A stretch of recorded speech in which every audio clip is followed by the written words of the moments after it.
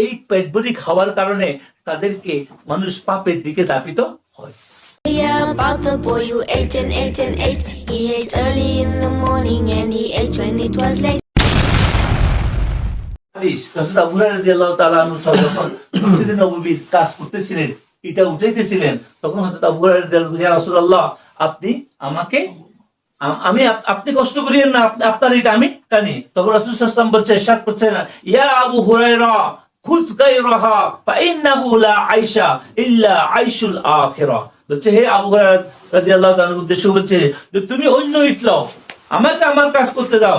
এই দুনিয়া আরামের স্থান নয়, এই দুনিয়া কি আরামের স্থান নয়, আখিরাত হলো আরামের স্থান। সুবহানাল্লাহ। মানে মোট কথা কি, রিয়াজত মুজাহিদাই হইল আমাদের আল্লাহ রাসূলের নিকট সবচেয়ে পছন্দনীয় কাজ। এজন্য আল্লাহর উপর ভরসা করতে হবে, মুজাহিদা করলে হবে না, সাথে সাথে কি করতে হবে, আল্লাহর উপর ভরসাও করতে হবে। যতক্ষণ পর্যন্ত আল্লাহ পাকের কৃপা দৃষ্টি হবে না, ততক্ষণ মুজাহিদা কোনো কাজ হবে না। এজন্য বলা হয়েছে যে আমাদের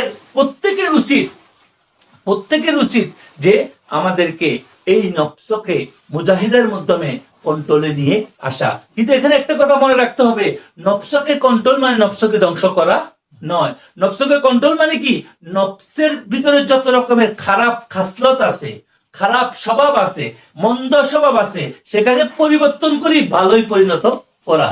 নফসকে মুজাহিদা মানে আমাদেরকে কি করতে হবে, আমাদের কিছু কাজ করতে হবে যে আমাদের নফসের যত মন্দ স্বভাব আছে সেগুলো পরিবর্তন করার জন্য নফসের প্রতি আমাদেরকে কিছু শাসন করতে হবে, তারে কিছু কন্ট্রোল করতে হবে। সেটা প্রথমত হইল নফস খালি পেট থাকা।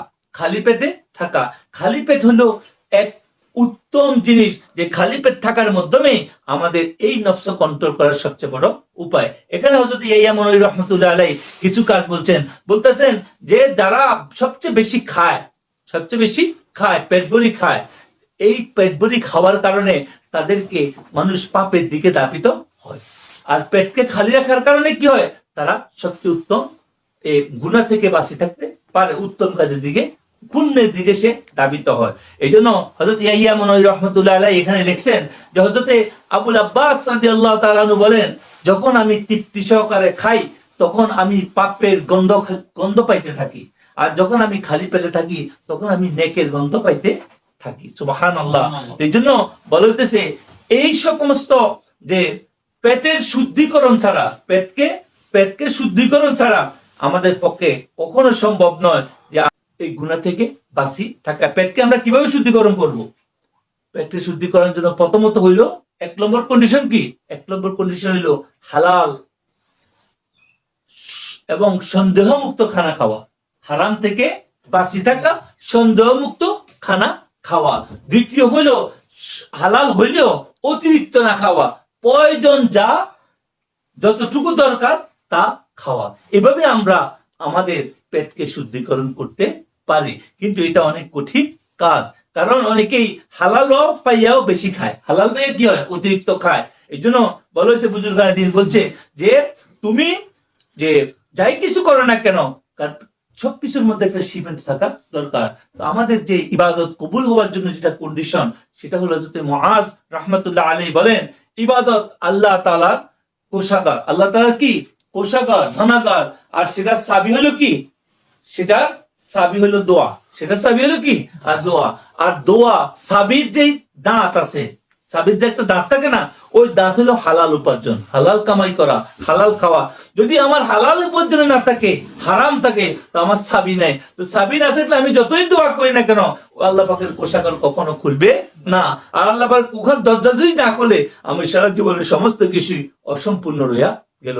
এই জন্য আমাদেরকে চিন্তা করতে হবে, আজকে যে মুক্তবাদ, সেখানে সবচেয়ে বড় জিনিস সেটা হলো কি, আমাদের পেটকে কন্ট্রোল করা। প্রথমত পেটের মধ্যে অতিরিক্ত খাওয়া না দেওয়ার জন্য কি করতে হবে, আমাদেরকে হালাল এবং সন্দেহযুক্ত খাওয়া থেকে আমাদেরকে পরিহার করতে হবে। হালাল খাওয়া খাইতে হবে, হারাম খাওয়া থেকে বা সন্দেহযুক্ত খাওয়া থেকে বিরত থাকতে হবে। হালাল এবং সন্দেহ মুক্ত খাওয়া আমাদেরকে খাইতে হবে। আর হলো দ্বিতীয় নম্বর কথা হলো কি, হালালও আমাদেরকে অতটুকু খাইতে হবে যতটুকু আমাদেরকে খাওয়া দরকার।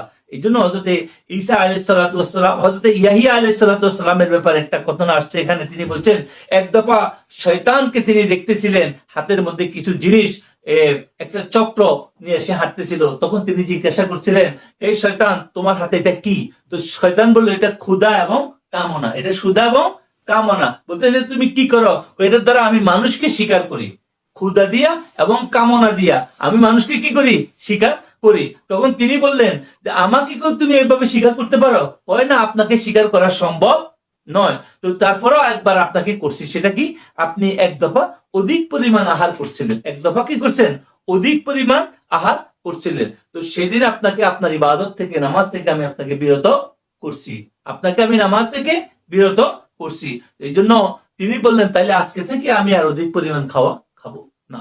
আমাদেরকে বুঝতে হবে একজন আল্লাহর নবী, নিষ্পাপ নবী, তার বেলা যদি এরকম হয় তাহলে আমাদের সাথে সাথে কি খেলা করতেছে। এই জন্য হালাল খাওয়া আমাদের কম কন্ট্রোল করার মাধ্যমে আমাদের এই নফসকে কন্ট্রোল করি, আমরা মুজাহিদা করি। আল্লাহ পাকের মুশাহিদা, বাঁকা ফানা বাঁকার মধ্যে আসার জন্য আল্লাহ পাক আমাদেরকে তৌফিক দান করুক।